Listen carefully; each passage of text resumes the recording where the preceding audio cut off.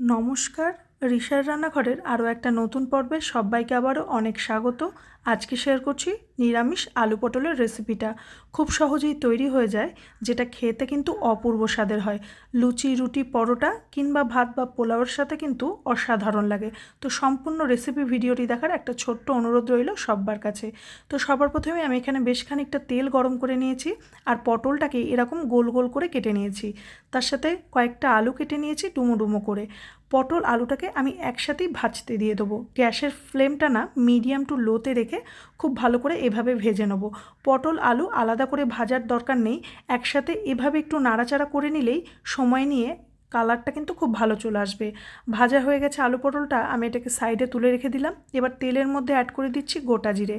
এখানে একটা পেস্ট তৈরি করে নিচ্ছি। মিক্সিং জারের মধ্যে অ্যাড করে দিচ্ছি আদা, টমেটো, চার মগজ আর অ্যাড করব কাঁচা লঙ্কা। জল দিয়ে এর একটা ভালো করে পেস্ট তৈরি করে নিচ্ছি। এবার এই পেস্টটা কড়াইয়ের মধ্যে অ্যাড করে দিচ্ছি। আমি এখানে নিরামিষভাবে তরকারিটা তৈরি করেছি, আপনারা চাইলে পেঁয়াজ অ্যাড করতে পারেন। পেঁয়াজটাকে খুব ভালো করে ভেজে নিয়ে এই মশলা পেস্টটাকে অ্যাড করতে হবে। এখানে বেশি গুঁড়ো মশলা অ্যাড করে দিলাম, যেমন লবণ, চিনি, কাশ্মীরি লঙ্কার গুঁড়ো, ধনে গুঁড়ো আর একটু হলুদ গুঁড়ো। মশলাটাকে একদম তেল ছাড়া অবধি ঢাকা চাপা দিয়ে কষিয়ে নেব। তো এই পর্যায়ে দেখুন মশলাটা ভীষণ ভালো করে কষা হয়ে গেছে। এবারে এর মধ্যে অ্যাড করে দেবো আগে থেকে ভেজে রাখা আলু পটল। আলু পটলটাকে দিয়ে আবারও খুব ভালো করে মিক্স করে নেব আর গ্যাসের ফ্লেমটা একেবারে লোতে রেখে এটাকে একদম ভালো করে তেল ছাড়া অবধি কষিয়ে নেব ঢাকা দিয়ে। এবারে মিনিট 5 পর ফিরে আসছে। এই দেখুন খুব ভালো করে মশলাটা কষা হয়ে গেছে আর তেলটাও ছেড়ে দিয়েছে এবং আলু পটলটা না ম্যাক্সিমামটাই প্রায় সেদ্ধ হয়ে এসেছে। তারপরে আমি এখানে খুব সামান্য পরিমাণ গরম জল অ্যাড করে দিচ্ছি একটু গ্রেভি রাখার জন্য।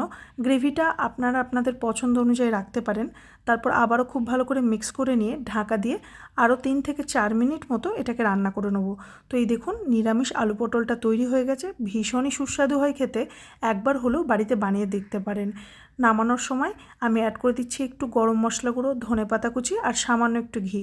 আবারও খুব ভালো করে মিক্স করে নিই। আলু পটলটা কিন্তু রেডি। লুচি, রুটি, পরোটা কিংবা পোলাও বা ভাতের সাথে একবার হলেও বাড়িতে বানিয়ে দেখতে পারেন। আশা করছি সকলের ভালো লাগবে। রেসিপি ভালো লেগে থাকলে আমার চ্যানেলটিকে সাবস্ক্রাইব করে আমার পাশে থাকার অনুরোধ রইল সবার কাছে। ধন্যবাদ।